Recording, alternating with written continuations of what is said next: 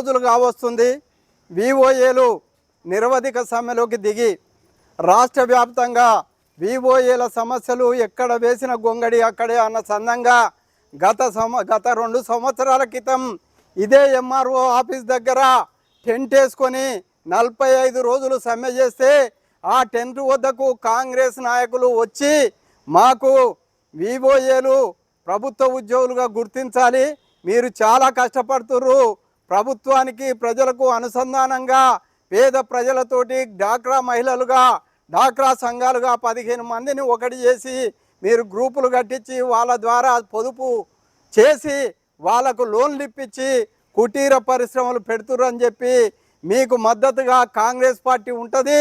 కేసీఆర్ దొర నియంత కేసీఆర్ తను ముఖ్యమంత్రి అవ్వడం కోసమే తెలంగాణ రాష్ట్రాన్ని తీసుకొచ్చిండు. నీళ్లు లేవు, నిధులు లేవు, నియామకాలు లేవు.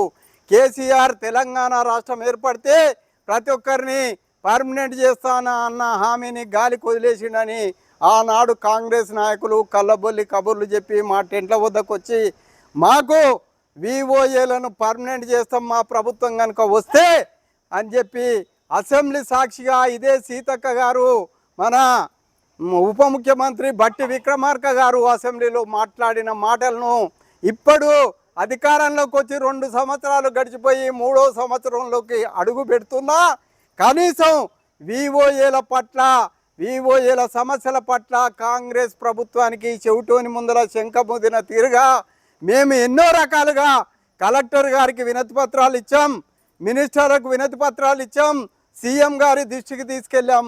కానీ వాళ్ళు దున్నపోతు మీద వానబడ్డ చట్టంగా వాళ్ళు ఈ సమస్యలు పరిష్కరించకుండా ఈనాడు నిర్లక్ష్యంగా మహిళలను బజార్లో టెంట్ వేసుకొని ఎర్ర టెండలో కూర్చునే పరిస్థితి తీసుకొచ్చారు.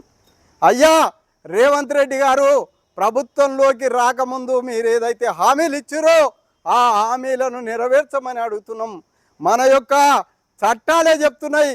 ఆ చట్టాలలో ఒక మనిషి కనుక ఒక సంస్థలో 6 సంవత్సరాలు పనిచేస్తే ఆ యొక్క వ్యక్తిని పర్మనెంట్ చేయాలని చెప్పి 26,000 వేతనం ఇస్తే తప్ప వాళ్ళ కుటుంబాన్ని పోషించుకోలేరని చెప్పి సుప్రీంకోర్టు తీర్పిచ్చింది.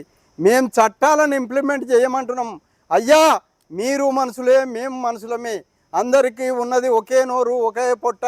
కానీ లక్షల వేతనాలు తీసుకుంటూ మీరు అసెంబ్లీలో ఉన్నారు, పేద ప్రజలను పైకి తీసుకొస్తామంటున్నారు.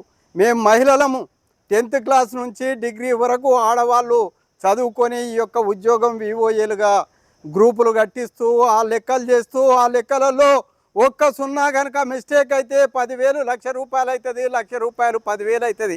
అలాంటి మైండ్ టెన్షన్లతోటి అన్ని లెక్కలను కూడా సజావుగా చేసి పొదుపు సంఘాల ద్వారా మహిళలను కూర్చుండబెట్టి 10 మందిని ఒకటి చేసి వాళ్ళతోటి సంఘాలు ఏర్పాటు చేసి ఆ సంఘాలే కాదు ప్రభుత్వ పథకాలు ఎక్కడ జరిగినా కానీ మొదలు వివోఏలు జనాన్ని తీసుకొని రావాలి, డాక్రా సంఘాలను బస్సులు ఎక్కించి తీసుకొని రావాలి. అట్లా కూడా ప్రతి ఒక్కరిని బతిలాడి మీ యొక్క పథకాలు మీ యొక్క సభలు జయప్రదం చేయడం కోసం వివోఏలు పనిచేస్తున్నారే. కేవలం 5,000 రూపాయల వేతనానికి వివోఏలు పనిచేస్తున్నారు. అక్కడ లోన్ వచ్చిన తర్వాత తీసుకోమంటే ఒక అమ్మ మాట్లాడుతున్నది, నేను ఎందుకు ఇవ్వాలి, ప్రభుత్వం నీకు జీతం ఇస్తుంది కదా అని. అయ్యా మీరు ఇచ్చే 170 రూపాయల జీతంతో ఎవడన్నా బతుకుతాడా మనిషి అనేటోడు? కిలో మాంసం కొంటే 1000 రూపాయలు ఖర్చు అవుతుంది. నూనె, ఉప్పు, పప్పు ధరలు మొత్తం విపరీతంగా పెరిగిపోయినాయి. మరి మేము మా పిల్లలను చదివించుకోవాలన్నా పెళ్ళిళ్ళు చేసుకోవాలన్నా ఈ వివోఏల పరిస్థితి ఏందో ఒక్కసారి ఆలోచించమని చెప్పి మేము అడుగుతున్నాం. మీరు ఏసీలలో కూర్చొని చట్టాలు తయారు చేస్తున్నారు. మరి నిజంగా ఈ కింది స్థాయి ఉద్యోగుల పట్ల వివోఏల పట్ల కానీ ఆశా వర్కర్ల పట్ల కానీ అంగన్వాడీ టీచర్ల పట్ల కానీ గ్రామ పంచాయతీ వర్కర్ల పట్ల కానీ ఇలాంటి కింది స్థాయి ఉద్యోగుల పట్ల మీరు వెట్టి చేయిస్తూ కనీసం 8 గంటల పని విధానాన్ని 8 గంటలు అక్కడ ఇడిచిపెట్టి ఆన్లైన్ వర్క్ అని అనేక రకాలైన సర్వేలు కూడా వివోఏలతో చేస్తున్న పరిస్థితి ఉంది. ఇప్పుడు మళ్ళీ ఇవి యొక్క సంఘాలు చాలవని చెప్పి మరి వడ్డీ లేని రుణాలు ఇస్తున్నాం, లక్షల రూపాయలు. డాక్రా సంఘాలు డాక్రా మహిళలు చాలా మంచిగా పనిచేస్తున్నారని చెప్పి నిన్న మొన్న సీతక్క గారు మాట్లాడుతున్నారు.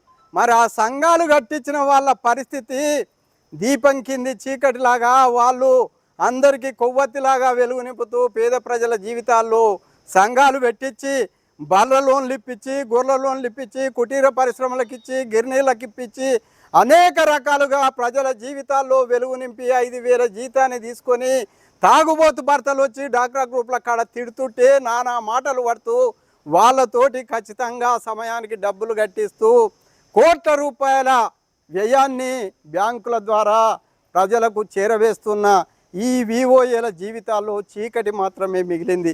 ఒక్కసారి ఆలోచించండి. వివోఏలు నిజంగా చదువుకొని వాళ్ళ స్థాయికి తగ్గ ఉద్యోగం రాక ప్రభుత్వం ఇప్పటికైనా పర్మనెంట్ చేస్తుందో ఏమో అని చెప్పి 25 సంవత్సరాలుగా డాక్రా గ్రూపులు రాస్తూ వాళ్ళు జీవితాలను వెళ్ళబుచ్చుతున్నారు. మీరు 5,000 వేతనం ఇచ్చి 3 సంవత్సరాలకు 4 సంవత్సరాలకు వస్తే ఆమెను బదిలాడితే ఆమె 1,000 రూపాయలు ఇస్తే 10 మందితోటి చెప్పుకొని ఆమె భర్త మాట్లాడతాడు. ఏమనంటే మీకు జీతం వస్తుందిగా, గవర్నమెంట్ ఇస్తుందిగా, మేమెందుకు ఇవ్వాలి, మా ఆమె ఎందుకు ఇవ్వాలని చెప్పి ఇట్లాంటి మాటలను భరిస్తూ నోటికొచ్చిన మాటలన్నీ పడుతూ వాళ్ళు డాక్రా సంఘాలు కట్టిస్తున్నారు. అదే కాకుండా ఈ మధ్యకాలంలో మళ్ళా కొత్త సంఘాలు ఏర్పాటు చేయాలి.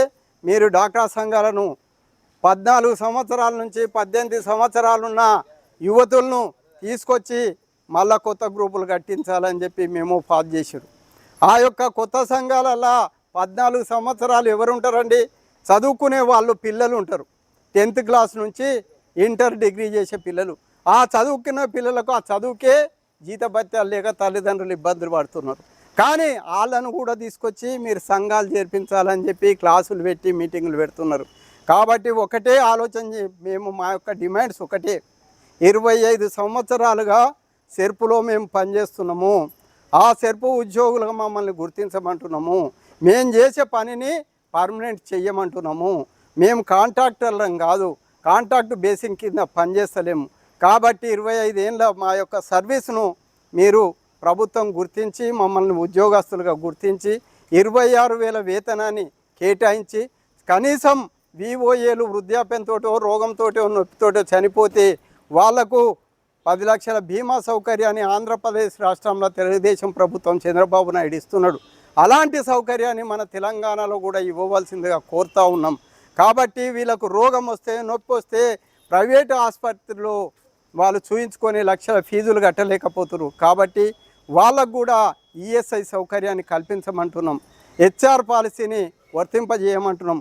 ఈఎస్ఐ పిఎఫ్ సౌకర్యం వర్తింపజేయమంటున్నాం. మావేం గొంతమ్మ కోరికలు కాదు.